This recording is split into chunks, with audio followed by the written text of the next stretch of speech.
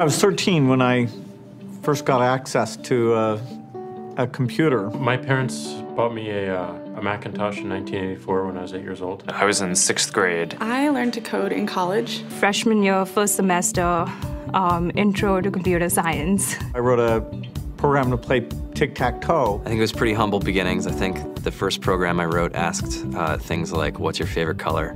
Or how old are you? I first learned how to make a green circle and a red square appear on the screen. The first time I actually had something come up and say, hello world, and I made a computer do that. It was just astonishing. Learning how to program didn't start off as wanting to learn all of computer science or trying to master this discipline or anything like that. It just started off because I wanted to do this one simple thing. I wanted to make something that was fun for myself and my sisters. And I wrote this little program and then basically just add a little bit to it. And then when I needed to learn something new, I looked it up, either in a book or on the internet, and then added a little bit to it. It's really not unlike kind of playing an instrument or something, or playing a sport. It starts out being very intimidating, but you kind of get the hang of it over time.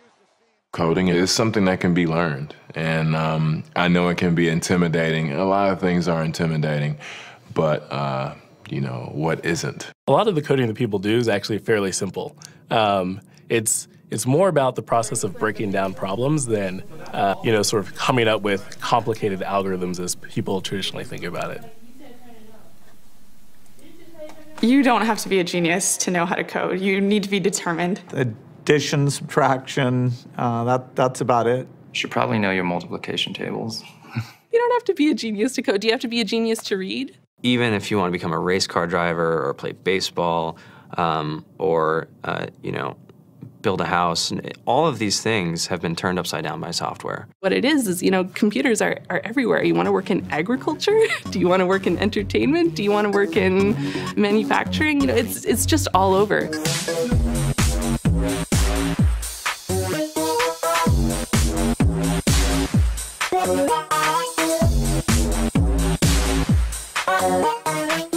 Here we are, 2013. We all depend on technology to communicate, to bank, information, and none of us know how to read and write code. When I was in school, I was in this after-school group called the Whiz Kids. And when people found out, they laughed at me and, all these things. And I'm like, man, I don't care. I think it's cool. And, I'm learning a lot. And some of my friends have jobs. Our policy is literally to hire as many talented engineers as we can find. The whole limit in the system is just that there just aren't enough people who are trained and have these skills today. To get the very best people, we try to make the office as awesome as possible.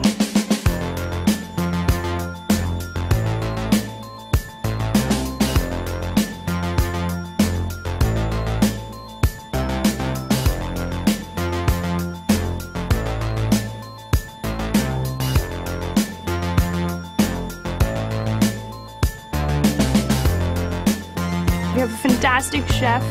Free food. Breakfast, lunch, and dinner. Free laundry.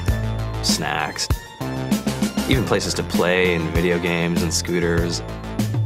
There's all these kind of interesting things around the office and places where people can play or relax or go to think or play music or be creative.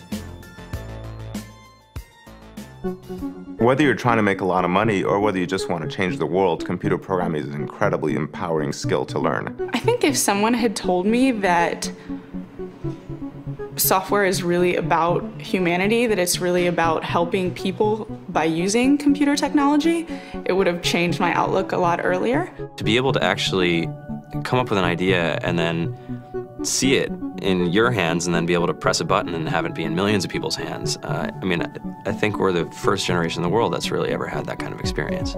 Just to think that you can start something in your college dorm room and you can have a set of people who haven't built a big company before come together and build something that 1 billion people use as part of their daily lives is just crazy to think about, right? It's humbling and it's amazing. The programmers of tomorrow are the wizards of the future. You're going to look like you have magic powers compared to everybody else. I think it's amazing. I think it's the closest thing we have to a superpower.